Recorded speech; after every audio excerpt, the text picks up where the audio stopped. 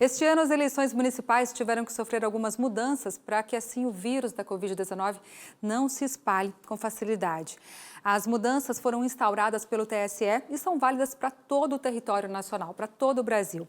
Sobre este assunto, eu volto a chamar o repórter J. Terres, que fala da sede do Tribunal Regional Eleitoral do Estado de São Paulo. J, é com você. Obrigado, Darcy. Hoje nós vamos falar sobre essas mudanças nas eleições 2020, que são algumas, e você de casa com certeza deve estar ciente de todas essas mudanças. Para a gente esclarecer todas essas questões, eu convidei aqui o presidente do Tribunal Regional Eleitoral do Estado de São Paulo, Dr. Valdir de Noivos Campos Júnior. Doutor, quais são os documentos que as pessoas devem apresentar e como é que vai ser o procedimento neste ano? Boa noite. Boa noite, é um prazer estar com todos aqui. Neste ano, por conta da pandemia, nós temos alguns protocolos de segurança sanitária. Então, a pessoa vai ter que se apresentar com um documento com foto.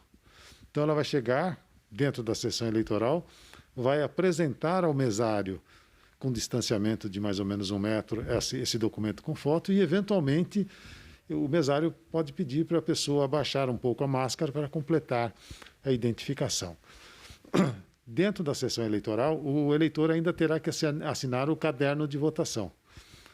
Recomenda-se que o eleitor leve a sua caneta. Mas se ele não tiver, ele pode usar a caneta da mesa e em toda a sessão eleitoral haverá álcool em gel para a desinfecção da caneta. No ato de votar, antes e depois, ele terá álcool em gel para fazer a desinfecção das mãos. Então, terá o álcool líquido para desinfetar a caneta e o álcool em gel para desinfetar as mãos.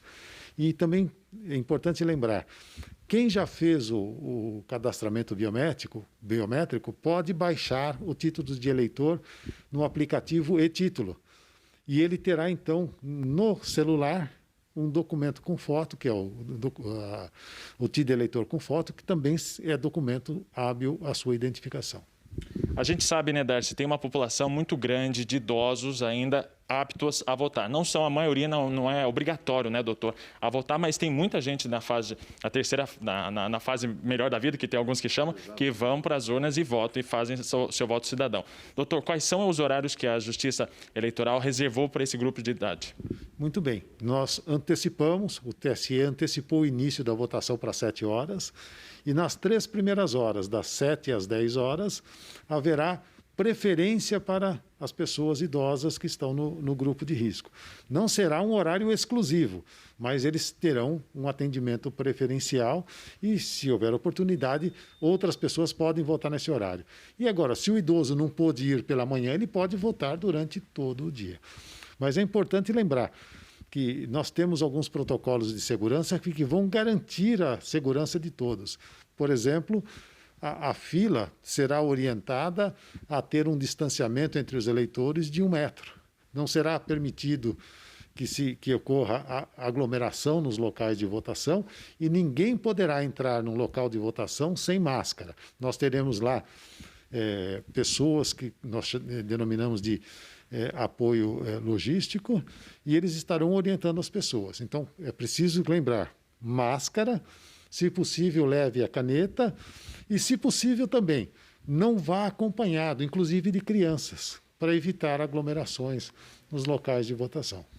Perfeito. Olha, Darcy, a gente sabe que são 148 milhões de brasileiros que estão aptos a votar neste ano nas eleições municipais. Você tem alguma pergunta aí, Darcy? Tenho sim, Jota. Uma dúvida é o seguinte, se a pessoa estiver com sintomas de Covid no dia da eleição, né, como ela deve justificar o voto aí? Porque não é recomendável que ela vá, né? Perfeito. Isso é verdade. A Darcy está perguntando, se a pessoa apresentar qualquer sintoma de Covid-19, como é que ela deve justificar o voto, doutor? Então, se ela apresentar algum sintoma de Covid-19, ela não deve comparecer para votar, não é verdade? Nós não faremos, por exemplo, medição de temperatura nos locais de votação. São muitos postos, né, doutor? E não é só isso. A boa parte das pessoas infectadas são assintomáticas. Então, seria uma providência que não seria de uma eficácia muito grande. Então, a pessoa não deve ir, mas com certeza ela deve procurar um atendimento médico, vai ter um atestado. Nesse caso, ela tem que fazer a justificativa depois da eleição, no prazo de 60 dias. Pode fazer essa justificativa pelo próprio e-Título, o aplicativo permite um pequeno relato do motivo pelo qual a pessoa não compareceu e permite também enviar através uma cópia do atestado médico. Pode fazer também pelo site do TRE ou, se for o caso, mais para frente, agendando um horário no cartório. E ela tem um prazo de 60 dias após a eleição para fazer essa justificativa. Eu agradeço ao doutor Valdir. Você de casa viu os detalhes, né?